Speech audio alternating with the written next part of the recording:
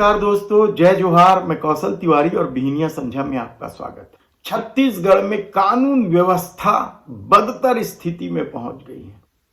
अपराध को लेकर जंगल राज की खबरें प्रचारित प्रसारित हो रही है, लेकिन सत्ता अपने 1 साल पूरे होने का जश्न मनाने में मशगूल है। लेकिन इस 1 साल में कुछ ऐसे कांड हुए हैं, दर्जन भर से अधिक, यानी 12 महीने में 12 से अधिक ऐसे कांड हुए हैं जो छत्तीसगढ़ को कलंकित करने वाला है। शुरुआत कहां से की जाए? छत्तीसगढ़ के उस सुशासन से जो महतारी वंदन योजना के तहत महिलाओं को पैसा देकर अपने कर्तव्यों का इतिश्री कर लेती है, या फिर किसानों की उपज 3100 रुपए एकड़ में खरीद कर अपनी जिम्मेदारी से मुक्ति पा लेती है। सवाल आप कहीं से कर लें, लेकिन जो कलंकित कर देने वाली घटनाएं हैं वह विष्णुदेव साय सरकार के माथे पर कलंक है कहा जाए तब भी गलत नहीं होगा। कलंकित कर देने वाली घटना कौन सी है, इसका निर्णय आप करेंगे। हम कुछ घटनाओं का जिक्र आपके सामने करना चाह रहे हैं जो छत्तीसगढ़ के माथे पर कलंक के रूप में देखा जा रहा है, जिसमें से एक घटना है लोकसभा चुनाव के दौरान कांकेर से महिला शोषण के आरोपी को टिकट दे देना। आप सोचेंगे कि देश भर में इस तरह की बातें होते रहती हैं, अपराधियों को टिकट सभी राजनीतिक दल देती हैं, लेकिन छत्तीसगढ़ में महिला अपराध को लेकर शायद पहली बार किसी को सांसद की टिकट दी गई और वह जीत कर भी आ गया। लेकिन सवाल छत्तीसगढ़ में कलंक का है। आरंग में जो मॉब लिंचिंग की घटनाएं हुई महानदी पुल पर, किस तरीके से 2 युवकों को मार डाला गया। हालांकि पुलिस दावा करती है कि वे भीड़ से बचने के लिए कूद गए, यानी जो विश्व हिंदू परिषद, बजरंग दल या दूसरे हिंदूवादी संगठनों से जो लोग जुड़े थे उन्होंने पीछा किया तो डर के वे नदी में कूद गए और कूदने से उनकी मृत्यु हो गई। इस मामले में खूब बवाल मचा। बवाल इस कदर मचा कि विश्व हिंदू परिषद और बजरंग दल शहर के मध्य में स्थित कोतवाली थाना को घेरने रैली निकालकर पहुंच गए। आप सोच सकते हैं कि किस तरीके से शासन ने उन्हें रोकने का भी काम नहीं किया, और वहां से यू टर्न लेते हुए आरंग पुलिस ने मामला ही बदल दिया।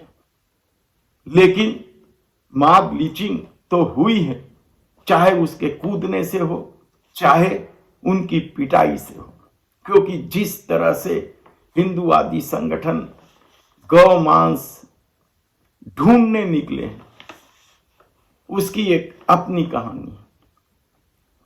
लेकिन पहले ही जन दर्शन में, याद कीजिए आप, डबल इंजन सरकार के मुखिया ने जन दर्शन का कार्यक्रम शुरू किया तो पहले ही जन दर्शन में साजा के विधायक ईश्वर साहू पर वसूली के आरोप लगे। क्या हुआ उस आरोप का कहीं कोई पता नहीं। लेकिन एसआई भर्ती का भी तो मामला था। उप मुख्यमंत्री जो गृह मंत्री भी है विजय शर्मा के बंगले का घेराव करते हुए महिलाएं बोलने को मजबूर हो गई थी कि हमारे बच्चों को नौकरी दो, अपने महतारी वंदन योजना की जो 7 महीने की राशि है वो वापस ले लो। तो डीएड अभ्यर्थियों का भी मामला है कि किस तरीके से जब वे मुख्यमंत्री से मिलने पहुंचे, अचानक पहुंचे, तो सुरक्षा व्यवस्था में चूक बताते हुए सुरक्षा में लगे कर्मियों पर कार्रवाई करने की बजाय डीएड अभ्यर्थियों के खिलाफ ही जुर्म दर्ज कर दिया गया। लेकिन मामला सिर्फ ये 3, 4, 5 नहीं है, इससे भी बड़ा मामला था सारंगगढ़ के भारतीय जनता पार्टी के जिला अध्यक्ष सुभाष जालान के खिलाफ बलात्कार का मामला, और पीड़ित महिला के पति को कहना पड़ा था कि रिपोर्ट नहीं लिखी गई तो मुझे आत्महत्या करनी पड़ेगी। यानी सोचिए कि भारतीय जनता पार्टी किस तरीके से ये बेटी बचाओ आंदोलन की बात करती है, और जब कोई फंसता है उसके लोग तो उन्हें बचाने की भी कोशिश की जाती है। हालांकि महतारी वंदन की राशि दिलाने के नाम पर भी बलात्कार का मामला सामने आया था, तो एक ब्यूटी पार्लर वाली महिला के साथ रायपुर के भाजपा नेता के बलात्कार का मामला था। लेकिन सत्ता की धमक और ठसक का अपना खेल है। ऐसे दर्जनों मामले हैं जब भारतीय जनता पार्टी के नेताओं ने ठसक के साथ दादागिरी की, पुलिस के साथ भी उनका दुर्व्यवहार रहा। पलारी थाने का मामला तो आपके सामने है ही है कि किस तरीके से शराब पीते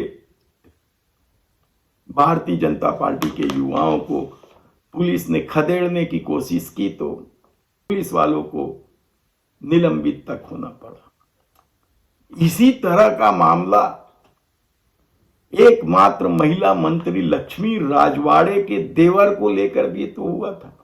वह खुलेआम बस स्टैंड में शराब पी रहा था, पुलिस उसे ले आई तो गलत कर दी, चौकी प्रभारी थे उसे निलंबित कर दिया गया, और मंत्री बयान देते रही कि गलत कोई कर रहा है, कानून सम्मत कार्रवाई होनी चाहिए।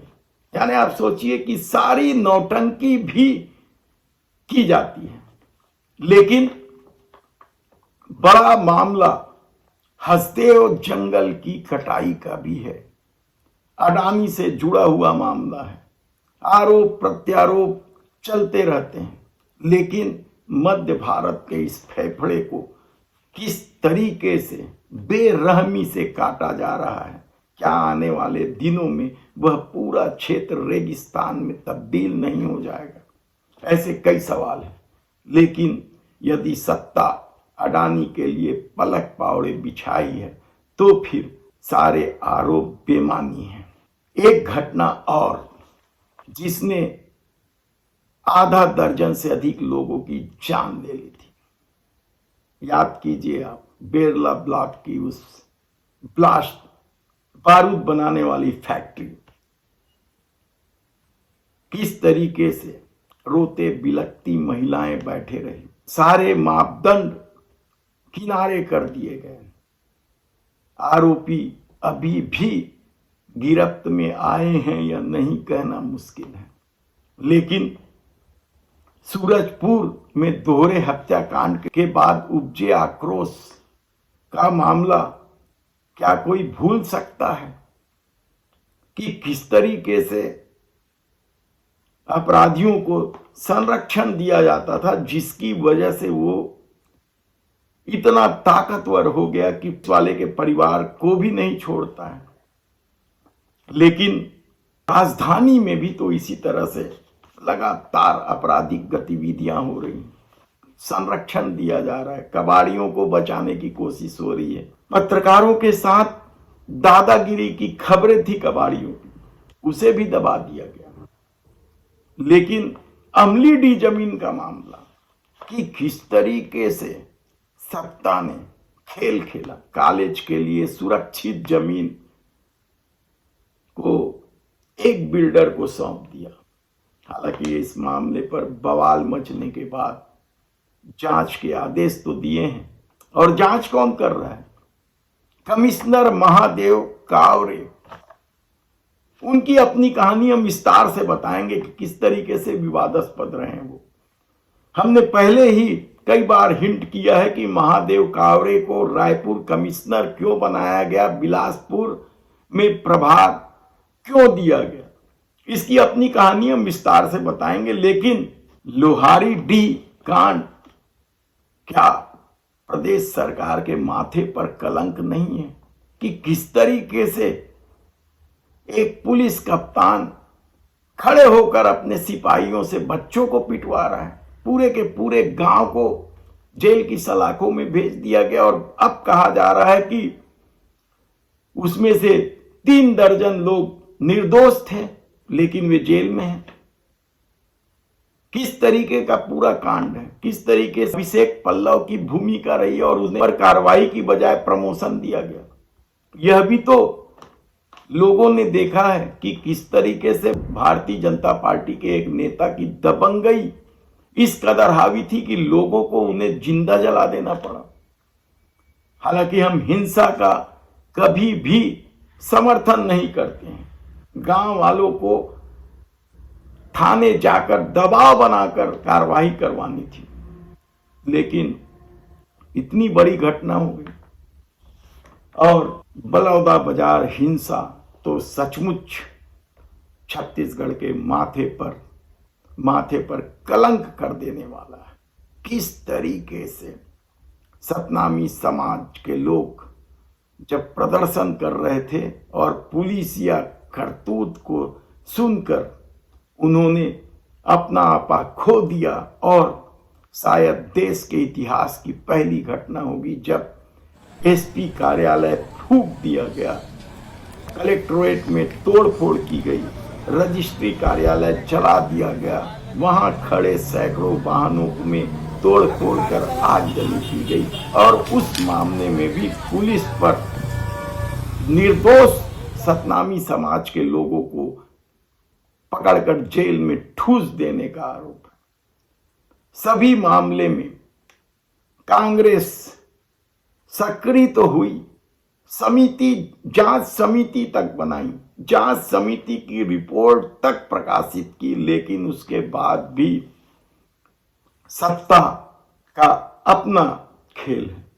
ऐसे में जब सरकार 1 साल बेमिसाल का तमगा लगाए घूमने की कोशिश कर रही है, तब इन दर्जन भर घटनाएं क्या सत्ता को इजाजत देती है कि वह अपना सालगिरह जश्न के रूप में मनाए। धन्यवाद।